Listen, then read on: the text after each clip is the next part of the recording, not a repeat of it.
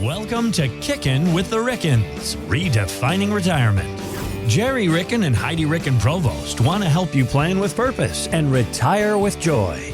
Find more information, including how to reach the team, in today's show notes. Now, Kickin' with the Rickens, powered by Ricken Financial. That would be retirement planner Heidi Ricken Provost alongside licensed insurance professional Gerry Ricken. Thanks for kicking with the Rickens, redefining retirement. Appreciate you streaming this podcast as you do every week. My name is Mark Owens. Get all the information about the team. You can find it here in the show notes. Going to have a good conversation this week about long-term care. But before we get to that, before we got started, Gerry, you have been spending a lot of time out in the garden recently. And we've talked about tomatoes, and now let's talk about peaches. Well, I want to talk about peaches and jalapenos because, they do go together. How's that? In some worlds. They certainly do. Sweet in my and world. Spicy. Oh, yeah. That's what they call Gerry Ricken. That was his. That's what they call me. That was his high school band. Yeah. That was the name of it. First they're sour, now they're sweet. Yes, Mark. So our whole world is about preservation. Yeah. When we talk about retirement planning, we want to make sure that we preserve our clients' assets and spend those correctly and make sure that they're okay, because that's one of the biggest questions. Am I going to be okay? And the way you're okay is you make sure you're preserving some of your assets. Well, I always like to garden every year. And my garden consists of lots of things, but one of the things that I grow, and I love these things, are jalapeno peppers. So I spent a little time doing some canning, and I grew up with my parents canning. In fact, my mom was the master in preserving all of our fruits of our labor through the years and living on that throughout the entire year. And so was Dad. Dad was a farmer who turned firefighter. When he was at the fire station, he was there 24 hours on and 24 off. And during his 24 on, he couldn't get his farming out of his system, and he had a huge garden at the firehouse. Mm-hmm. So one summer, I'll never forget that, he canned 100 gallons of jalapenos. That's how large this garden was. So I learned all that from my parents, and, I just love doing that. So I canned some jalapenos recently. But the other thing that we did, I think we mentioned we went peach picking recently. And peaches don't last forever, when they're on the counter. And we were probably about a week early when we went peach picking. So I had all of them laying on the counter, and it was time to actually put those away and preserve those. And when we talk about preserving peaches, what do you do with peaches? Well, typically you freeze them. You cut them up, you blanch them, you put them in the hot water, scalding hot water. You score them a little bit, put them in hot water, put them in a cold bath, and then they're ready to the peel just comes off immediately. And then you slice them up and you preserve them. And how do you preserve them? Well, what I do is I freeze them because I can use them for pies in the future. I can use them for cobbler in the future. I can make preserves. And, when I was growing up, we called that jelly, but people call it preserves. That's a fancy way, that's a fancy way of saying preserves if it comes directly from the garden and somebody does it on their own. It's jelly if you buy it at the store. There you go. So we called it jelly, and that's not being jealous of someone. That's just making sure you have something sweet to put on your bread. But the other thing, savory if it's pepper jelly. Well, and I was just going to ask. The other thing that I do is I make the pepper jelly. I take those jalapenos and I mix them with my peaches, and you make a hot and sweet pepper jelly that you can put over and make an hors d'oeuvre out of it. Just get a lump of cream cheese, put that over it, and it's to die for. So anyway, the reason I'm talking about this, Mark, is because we want to talk about preservation. And the best way to preserve your assets, a lot of people are really concerned about what happens if their health declines in retirement. And, statistically, 70% of us will need long-term care. If you're 65 or over in the United States, the statistic right now is 70% of us will need at least one day of long-term care help. And I'm not talking about how you pay for that. I'm talking about what you need. You need assistance in carrying out your activities of daily living, but only 15% of Americans that age have planned for how they're going to handle that. Mm-hmm. So today is all about what can we do? A lot of people come to us and they have that question. And Heidi, what can you do if you need long-term care help? How can you actually pay for whatever kind of help you want, if it's in home or if it's in a home? What What can are you the do? options? Okay, so option number one, you just mentioned it. Some people don't really have a plan in place, and their objective is to do what we call self-insure, and they utilize the assets that they've saved and they just spend them down and pay for whatever kind of care that they might need. Another way you can cover your long-term care would be with Medicaid. And in Missouri, Medicaid involves going into a facility in a bed that's primarily in a shared room. And in order to qualify for that, you have to spend down basically everything you have. If you're single, you can't even own your home or a car or anything like that anymore. You can have $2,000 to your name. If you're married, you can have a little bit more than that. But, the gist is you spend everything down, then you go into this facility and your Social Security check goes to that facility and it covers you for having some care. You can utilize long-term care insurance, which you pay money into long-term care insurance, and then it pays you a stream to help cover things when you need care. You can utilize life insurance for long-term care benefits and get to spend down your death benefit tax-free while you're alive to cover it. There's a bunch of different ways that you can cover that long-term care, but here's the gist. When we meet with people and we ask the question of if you can't do a couple of your activities of daily living, like if you need help dressing yourself or going to the bathroom or feeding yourself or whatever the case may be, or you have cognitive decline, how do you want to be cared for? And most people, their answer starts with, well, I'm going to stay in my house as long as possible. And then a majority of people also say, I don't really care. I just don't want to be a burden, but I want to stay at home as long as possible. If that's your plan, self-insuring or spending down from Medicaid is not probably going to be the most efficient means to get there, because we want to ensure that A, it's not going to be burdensome on everyone, but B, that you're not going to be stuck in that facility sharing a bed with someone else because you didn't have the proper plan in place. So the way I view some form of coverage for long-term care, it's kind of like insurance on your net worth. It's true. So that you don't have to spend down your entire net worth to get the kind of care that you want and you deserve and you need in your retirement years. So, a lot of people say, I don't want to be a burden on my children, on my family. And I also want to leave money to my family members. Well, if you just think about that, and if you do self-insure, there are probably more efficient ways to do that as opposed to self-insuring, because self-insuring says, I'm going to spend dollar for dollar, whatever it takes. And if you haven't properly planned from a tax perspective, a lot of those dollars could be after tax dollars after you pay the IRS and your state, if you have state taxes, and we still do in the state of Missouri. Although there is a ballot initiative on August 4th. Oh, for Christ's sake. I have heard so many commercials. Please don't start talking about grandma having the politicians open her purse. Those commercials are horrible. Yeah. It's going to get worse before it gets better. It's a midterm year. I know, right? Yep. But August 4th is the day, folks. Amendment 5. What? She's looking at me like They I'm can crazy. probably hear me roll my eyes. Yeah, exactly. I listen to the podcast, so I don't have to hear those I know, commercials. right? Commercial free. Come on. Okay, we are commercial free here, but we still do have state income taxes in the state of Missouri. So do you want to pay for long-term care with your money in your investment portfolio?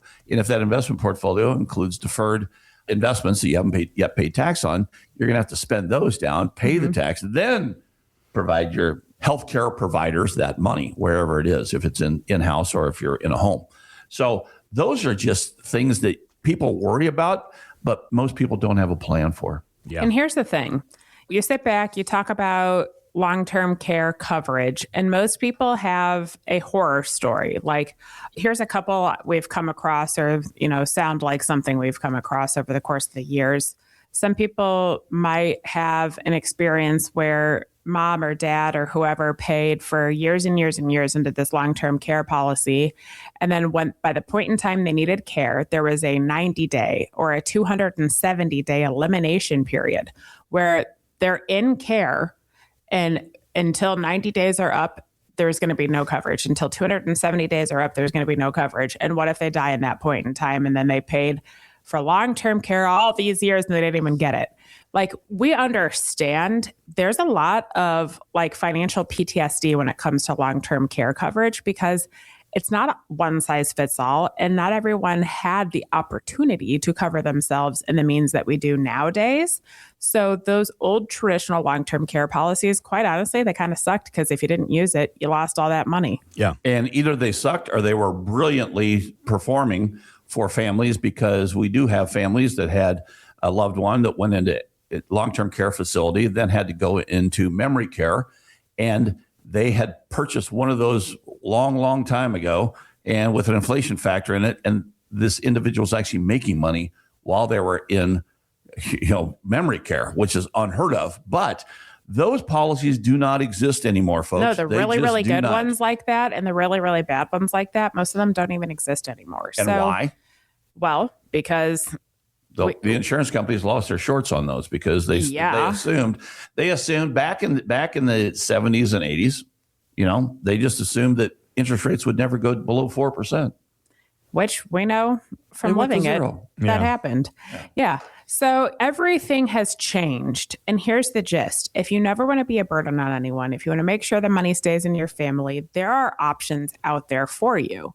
And we've talked about these options quite a bit, but we're a fan and a proponent, when it works well for you, of utilizing life insurance that has some living benefits in it. It's not life insurance only for the death benefit.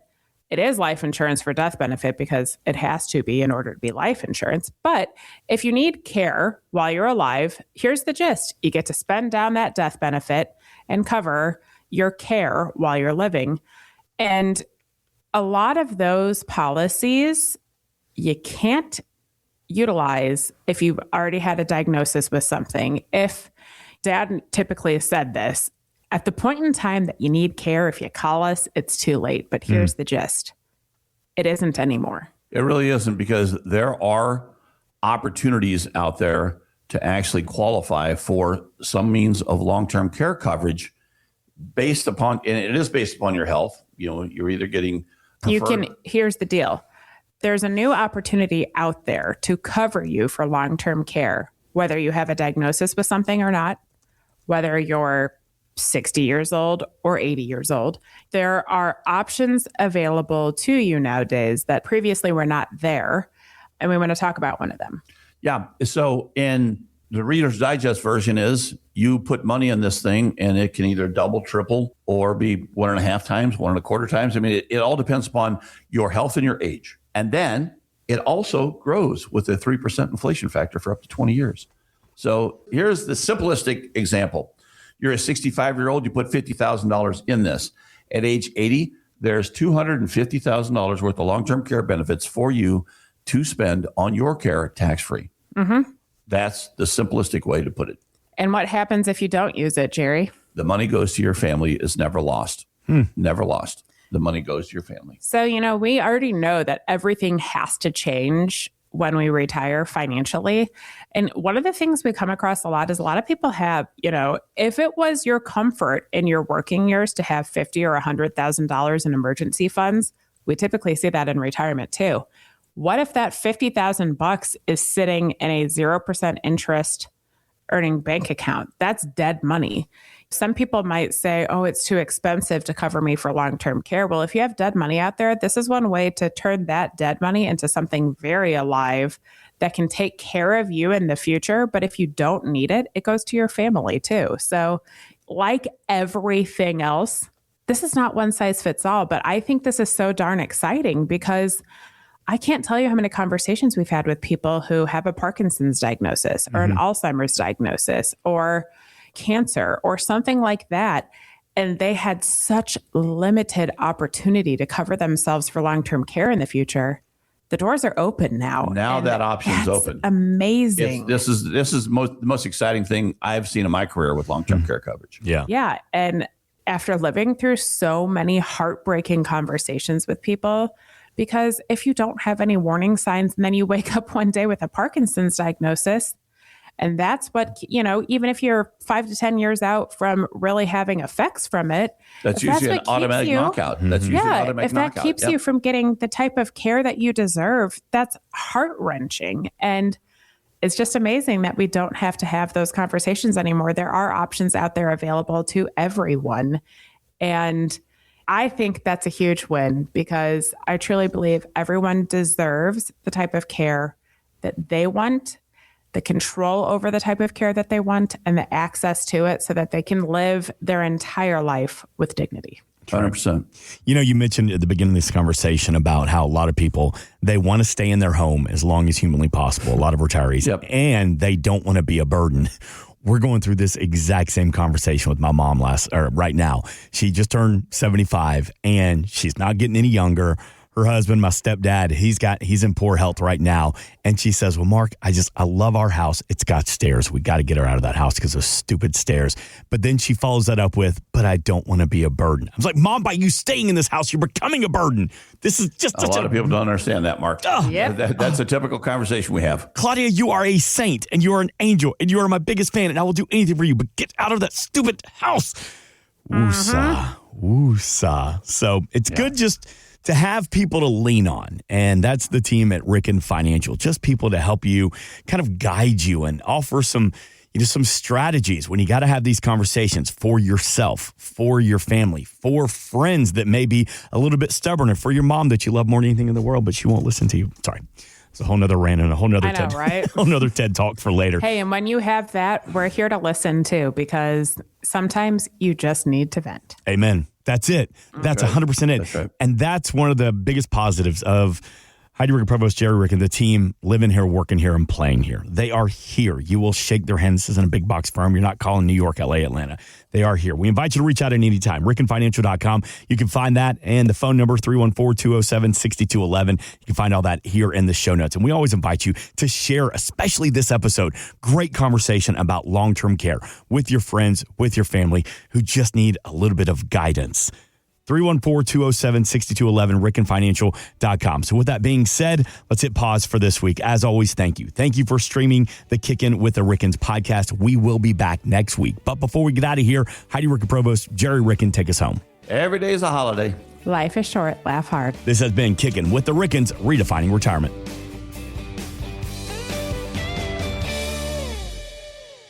Insurance products are offered through the insurance business Ricken Financial LLC. Ricken Financial LLC is also an investment advisory practice that offers products and services through Impact Partnership Wealth LLC, a registered investment advisor. IPW does not offer insurance products. The insurance products offered by Ricken Financial LLC are not subject to investment advisor requirements. Investing involves risk, including the potential loss of principal. Any references to protection, safety, or lifetime income generally refer to fixed insurance products, never securities or investments. Insurance guarantees are backed by the financial strength and claims paying abilities of the issuing carrier. This podcast is intended for informational purposes only. It is not intended to be used as the sole basis for financial decisions, nor should it be construed as advice designed to meet the particular needs of an individual situation. Ricken Financial LLC is not permitted to offer, and no statement made during the show shall constitute tax or legal advice. Our firm is not affiliated with or endorsed by the U.S. government or any governmental agency. The information and opinions contained herein provided by third parties have been obtained from sources believed to be reliable, but accuracy and completeness cannot be guaranteed by Ricken Financial LLC. Please remember that converting an employer plan account to a Roth IRA is a taxable event. Increased taxable income from the Roth IRA conversion may have several consequences. Be sure to consult with a qualified tax advisor before making any decisions regarding your IRA. Tax preparation and tax advisory services are offered through Ricken Financial. These services are not offered by IPW and are not subject to investment advisor requirements. These services referenced are an outside business activity not offered through or supervised by IPW.